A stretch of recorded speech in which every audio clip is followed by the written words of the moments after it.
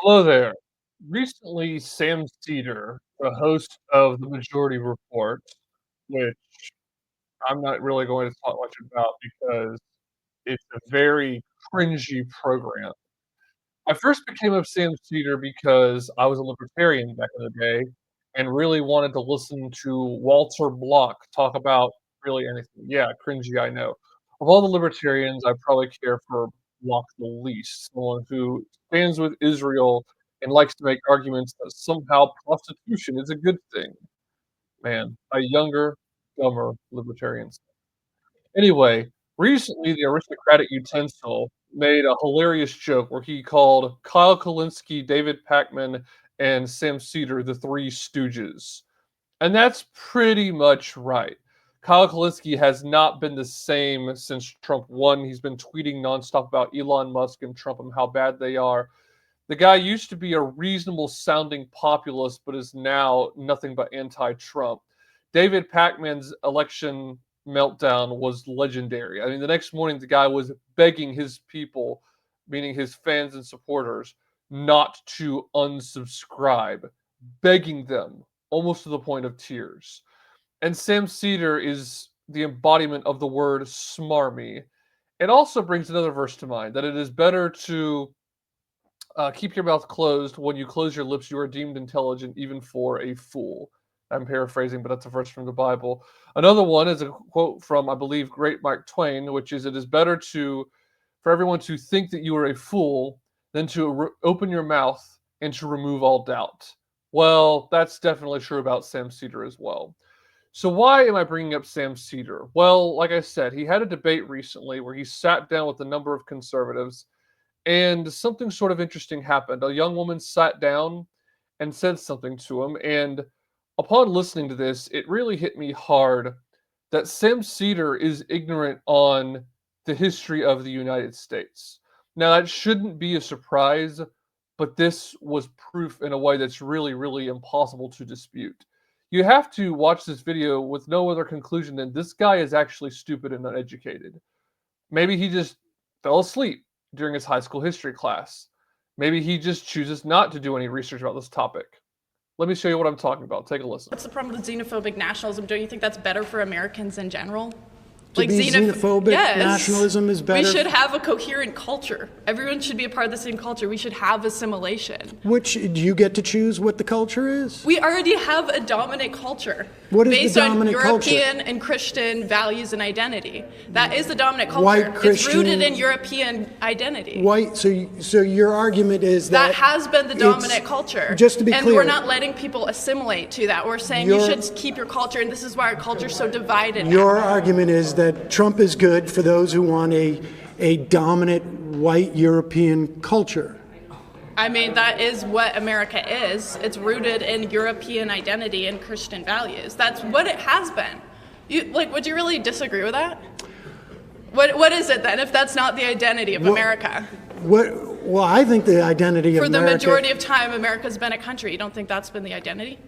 Well, actually, no. I think actually the identity of America has been, for better or for worse, a melting pot in that regard. Yeah, maybe since like the 1960s. Even then, even we had this idea of a melting pot literally means assimilation too.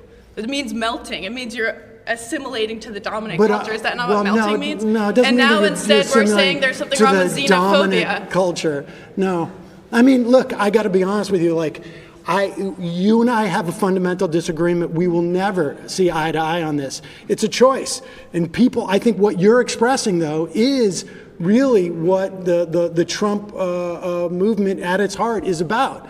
And I think that's problematic. I disagree. I don't think Trump's anywhere close to being a Christian nationalist. That's ridiculous. Trump's basically a Democrat from 15 years ago when it comes to social issues. So you don't think that he's conservative enough for you? Oh, definitely. Nowhere close. No. He's not xenophobic enough for you? No, he's trying to import a bunch of H-1Bs. Are you kidding? Right. Oh, so you want to get them out too? Yeah. No, I think you're making my argument for me.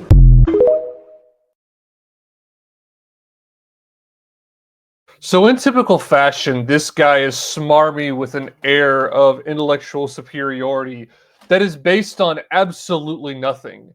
Notice how she actually said, "Wait, would you even disagree with that?" She makes the claim that America has had European background in history and Christian values.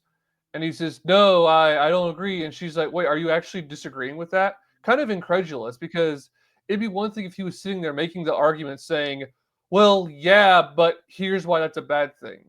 And then he makes his argument. But no, he was questioning it, saying, "No, no, I think we've been for better or worse a melting pot." And she says, "Well, okay, but being in a melting pot means assimilating to the dominant culture." And then he disagrees with that as well. Well, let me ask you people something. I mean, this is for anyone on the left, this is for my audience in general, the whole shebang.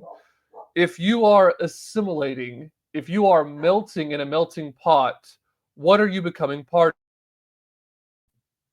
What are you assimilating to? What are you melting into? Does that mean you start learning the language of the country that you're in, the host country? Does that mean that you convert in some cases to the same religion as the other people that are there? Most people, when they look at what it means to assimilate, would say yes. Not necessarily along religious grounds. In other words, if someone that's Catholic moves to America, America has historically been a Protestant country. That doesn't mean that everyone that's a Catholic moving here is going to turn Protestant. Okay, understood. There's a lot of Italians that never have. All right. But they've learned English. And when it comes to the way they walk and talk and act, they have assimilated to our customs and culture.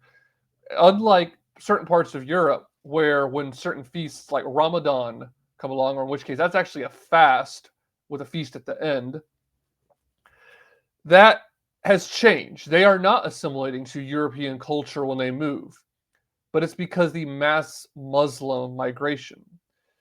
You know, it really goes to show that Sam Cedar doesn't even know the definition of words. He doesn't know what assimilation means, and he doesn't know American history.